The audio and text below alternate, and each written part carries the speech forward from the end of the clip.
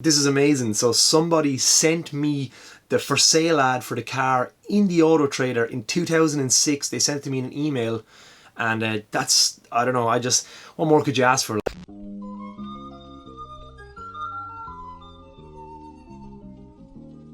What's going on, guys? How are you getting on? Hope everybody is doing okay here in January. So we've reached 100 episodes of the vlog, which is, I don't know, pretty crazy, I guess. And I thought, for the 100th episode that I wanted to do another special that had something to do with the 8.6 because, the 8.6 has been lacking a bit lately in the videos. Somehow we managed to uncover more history of my 8.6, which is incredible. Like, I really thought after the last episode we did for the 86 special that there wouldn't be any more information about the car. One of our friends was watching the 8.6 history episode, and he dropped me an email mentioning a company called JapanCarHistoryCheck.com. After a somewhat disappointing result from CarVX, because it cost $35 and I got 4 pieces of information, our friend told us about this website called Japan Car History Check, and they do an incredibly comprehensive search on your car's past in Japan. I was kind of raging. I'd never heard of this website before for the last episode. I was pretty eager to check it out. I'm a sucker for, old car history. I just love knowing a car's past. It always fascinates me. So I couldn't help myself. A couple of days later, I dropped Japan Car History Check an email just to see what they might be able to dig up on the car. Not too long after that, I received an email from a guy called David. I sent him a link to what I'd already done on the car on that history episode, and he was very impressed with the efforts that I put into trying to find the history of the car. In fact, he appreciated the effort that I put in so much that he offered to provide the services that they have for free if I'd make another video about it, which I was all too happy to do. By me making this video using the services that he provided me, I guess more people get to see this and more people might want to dig up the history of their cars, so it was a win-win situation for both of us. They offer a service on their website which are professionally translated into English. He asked me to mention them here, so I said I would. There's 3 options, A, B and C. A is the registration certificate, and that costs $125 to be scanned and translated. B is the past owner history, which is $195, and that's all translated into English also. And C is both of those options together, and that's $270 US. So yeah, I guess it's pricey enough, but I'll mention down further why it's that price. David was offering us option C just because he was so impressed by everything that I did and he wanted to see what he could dig up for my car. David said in an email that there'll be some addresses listed on the documents and probably company names if the car was traded or registered by dealers, which often happens in Japan. If those companies still exist, then you may be able to reach out to them. It's been quite some time, but you never know your luck or what reception you'll get. David also asked me to drop some information on the business to explain why, the prices are the way they are. He said that they can obtain documents for most cars even if they're exported 20 years ago. Although the further back you go, the less likely you are to get information, as there's no records on the systems. They were confident that since my car was exported in 2007 that the documents would be easily obtained with no trouble at all. When they receive an order, their staff physically go to the registration offices in Japan and make an application for the documents with the specific VIN, and then they pay a fee. For the owner history, they need to go to a separate office to make another application. There are application fees to pay per page of information and usually time spent waiting in line. So it can be several hours of a round trip, plus travel costs, plus road tolls, etc. Once back in their office, the documents are scanned and emailed in PDF. Translations then take 1 to 2 business days. The fee they charge may seem high, but there's a lot of work involved and a cost involved to obtain these documents and professionally translate them for the customer. And they believe they're the only company that offer this service in the world, which give the owner a full professional English translation of their car's past in Japan. David thought it was worth outlining that as a common misconception that they have all these on file in Japan ready to send over for every vehicle. People don't realise that it's difficult enough and time consuming to obtain these documents. The full owner history is great for enthusiasts like myself that want to know as much as I can about my car's past, where it was registered in Japan, with who and how long and how many different owners. Yeah, if you have any other questions with that, I'll drop a link to how to get in contact with these guys further down so you can have a chat yourself and they can explain to you the process, because I've done a lot of rambling here and you might forget some of this, so all the information I'll leave it down below. David also then said like he'd like to help as many people as possible that have imported cars from Japan. A lot of people don't even realise that it's possible to obtain a lot of these documents and a full registration history. David asked for a copy of my VIN on the bulkhead, a photograph of it to be sent, just so he could double check and make sure it was the right VIN. So I sent him off 0273974, which is the number of my car. And he said he'd be back to me in 2 days with a result. I really didn't know what to expect at all. I thought I'd hit a wall with, you know, all the information I'd found on my car. I didn't think there was any other possibility of finding anything else. And yeah, I just eagerly sat around and waited. 2 days later, I got an email back from David with some pretty cool news. I was honestly like a child, because, you know, it's your car, it's this thing that you own and you've invested all this time in, and then for someone to just give you all this other information on it, like, I was literally like a child. So my Truno had quite the life in Japan, and yeah, with the information he revealed, I was blown away. The car had 8 private owners in Japan. You know, interesting news, to be honest. It was first registered on the 10th of March 1987 in Kanagawa. So not too long after it was manufactured, transferred to another owner in Kanagawa on the 9th of December 1994, to another owner in Kanagawa on the 4th of September 97. And then it moved up to Saitama on the 19th of February 1999, then to another owner in Saitama on the 13th of July 2000, and then to another owner in Saitama on May 12, 2004. Transferred to another owner in 2005, and then transferred to a Room Auto Centre, which is the place from the last video with, what's his name, Shinichiro Miki from Initial D. That was in 2006. David said that the registration was cancelled on the 21st of July 2006, 3 weeks after the end of its last registration period. And then the export certificate was applied for by a company called Speedline in Saitama, with the first available export shown for the 30th of December 2006. So the vehicle was probably held in stock for a while before it was bought by somebody overseas. The confirmed date of export was the 30th of January 2007, but we know that the car was exported in late 2006, but that's probably when the paperwork was processed.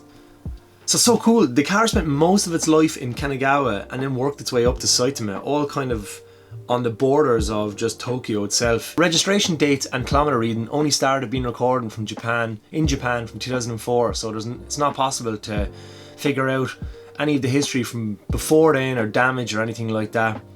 But we know that the clocks were changed to the AE101 clocks somewhere in its life and the supercharged engine, so they're not the original clocks or mileage. Now that we had all this information, we could map out the car's life on Google Maps and work our way up and just map out its whole time in Japan before it came to Ireland. I've blocked out the full names on this search, so when I show it to you here, but it's pretty amazing that you can get all this information in Japan. Like, the search that David came back with had all the names and addresses of the registered owners from the very first to its when it was exported, and I thought that was kind of maybe a little bit creepy that you can get that information, because you can't get that here in Ireland. It was really cool, you know, just to have all this people's names. I know all the names of the people that had the car in Japan and where they lived and what street. I'm gonna give you everybody's first name, and I'm gonna just give you their street or their area. I don't really want to show somebody's full name and address in a YouTube video in case they ever see it, because it's a little bit creepy and it's kind of a infringement on privacy. We're still going to map this out, but yeah, I'll just stick to their first names. Let's begin. Yeah. The car was built in the Toyota Tahara plant in Aichi in Japan, and it was finished in March 1987, which we knew already. Not too long after that then, it was shipped to Tsurumaki in Kanagawa, and it was registered by a guy called Hara, and he kept it on this street for 5 years. He moved to another street in 1992 and he re-registered the car to that address, but still in the same area. In 1994, after 7 years of ownership, Hara decided to sell the car to someone called Takei, who lived about 20 minutes away in a neighbouring area called Kaneko, right by the sea. Takei kept the car until 1997, when it was sold to another guy called Shimokawa, who lived in Minamihara, sorry, which was about another 30 minutes away, but roughly in the same area. and it was close to the sea again, so imagine how badass it was when this thing was probably red over black and just cruising just by the coast, rusting away. But nah, it was probably pretty amazing just seeing, you know, just owning that car and just living by the sea.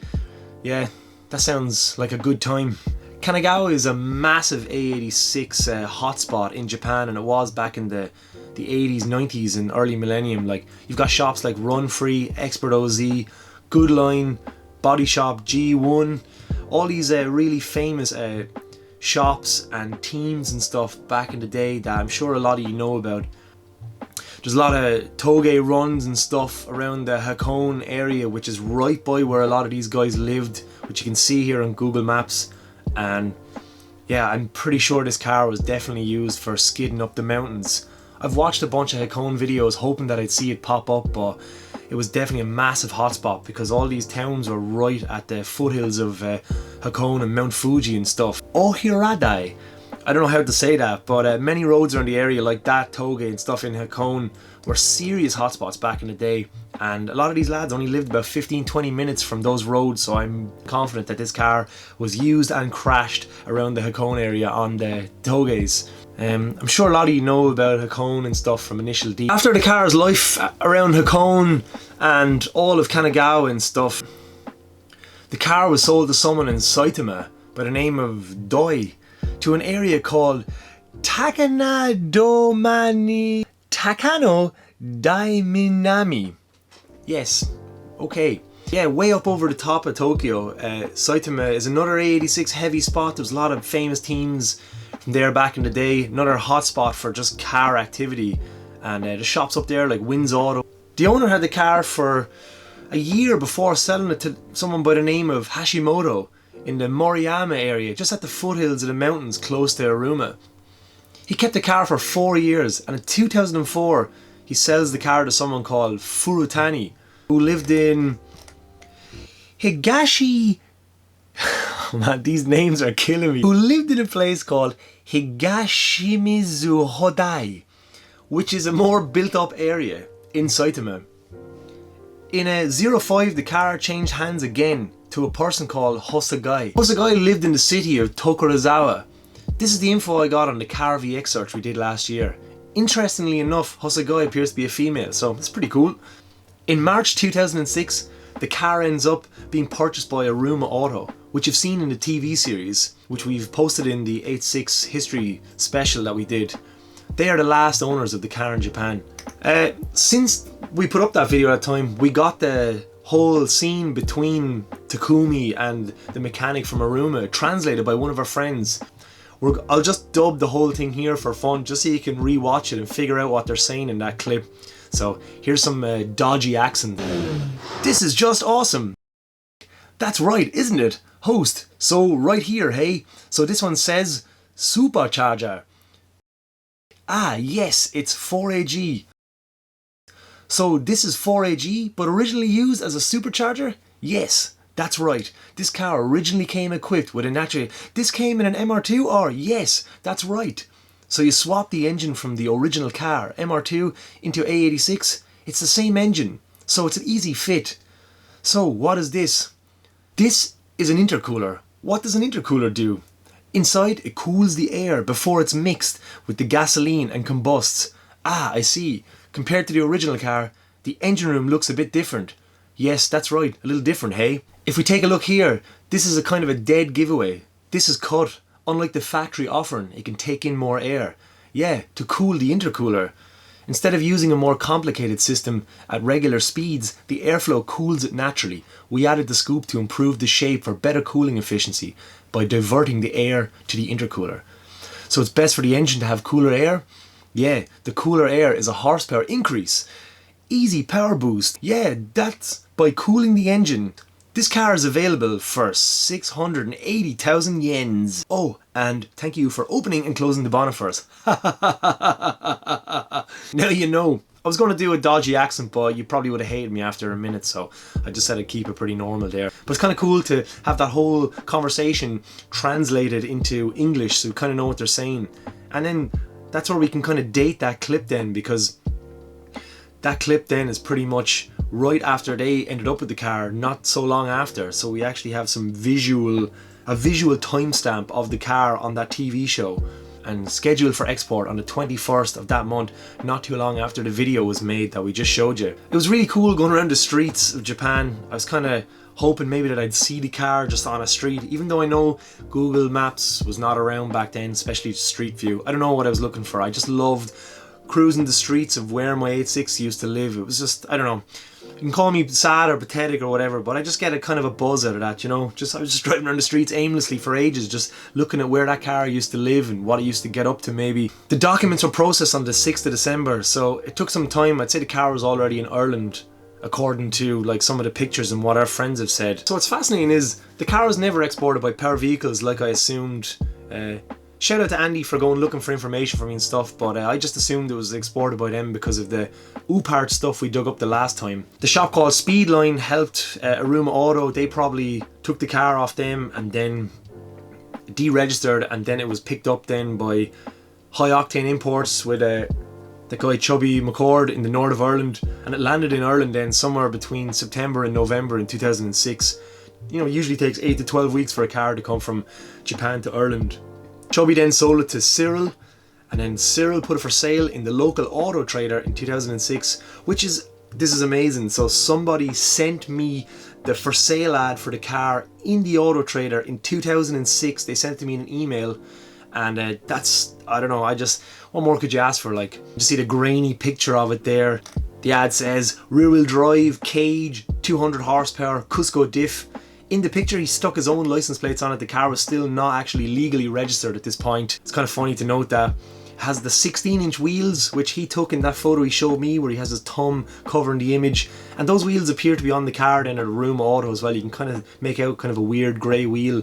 They're not really what I would have on an 86. They look a bit bizarre. We have a full trail of the car all the way till it landed, and then the for sale ad. So there's like, you know, the stuff we've uncovered here is amazing. I honestly can't believe it.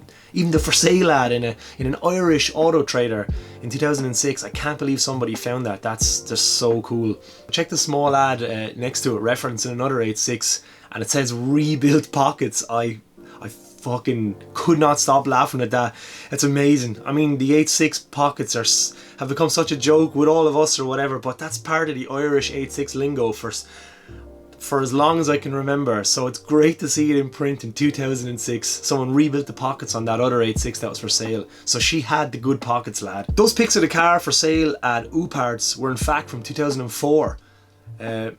When I had the Longchamps and the front lip, so they're older images of when the other owner had it in 2004.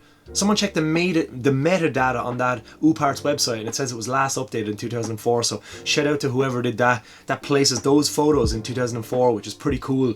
That stuff was removed before the car was purchased by Aruma Auto, so it had no lip on it and had weird 16-inch wheels on it. It went through High Octane Imports, then it went to Cyril, then I went to my friend Jerry, and then Jerry was the first official owner registered in Ireland. He registered the car, and that's why it has Waterford plates, because that's where we're from.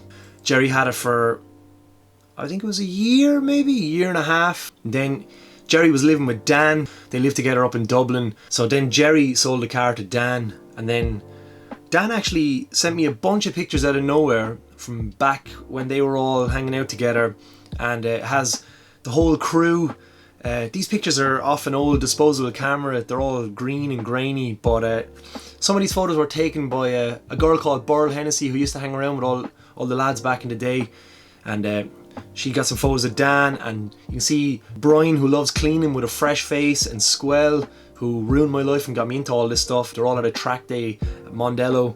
So cool to see these photos. There's some photos of Dan's old Starlet and his old blue N2 two-door Truno that he was building at the time. He also sent me this, the white Truno. So this is the one that I took all my B pillar and the C pillar and all the stuff from. You might remember that from an early episode. We just had the roof and the rear end. We also took a pocket from that car. Yeah, it's sad that car is dead, but obviously it met its fate. But it's cool that parts of it still live on, and they live on in my car. But it's nice to have these photos of this stuff from back then. I'm incredibly fortunate this stuff exists.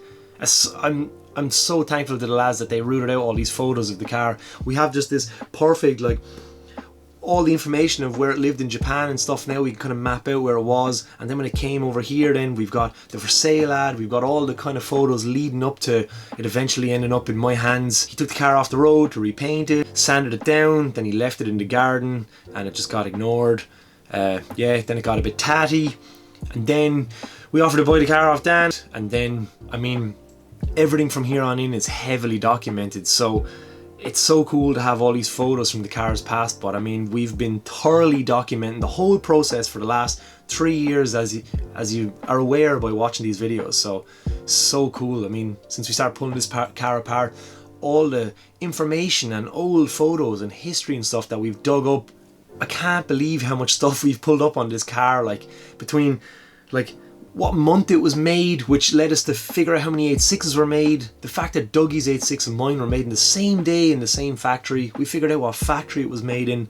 All the owners in Japan, all the owners in Ireland. Like, I can't believe how much stuff we've dug up. And some of you might think it's a bit anorak and a bit overboard, but I don't know, it's kind of addictive to try and find out all this stuff, because I love this car so much. I really do. Like, it's become this just, it's like having a child or something. It's hard to explain. So like figuring out all this past history of the car has been such a thrill, and I'm pretty jammy that I've gotten this much information so far. Even the fact it was in a TV show and stuff. These cars had a completely different life in Japan. Somebody saved up their hard-earned cash to buy this car each time it changed hands. Imagine the guy that bought it brand new, and then all the people after him that drifted it, crashed it. Like, everybody that owned this car probably had a significant memory attached with this vehicle, just like I do.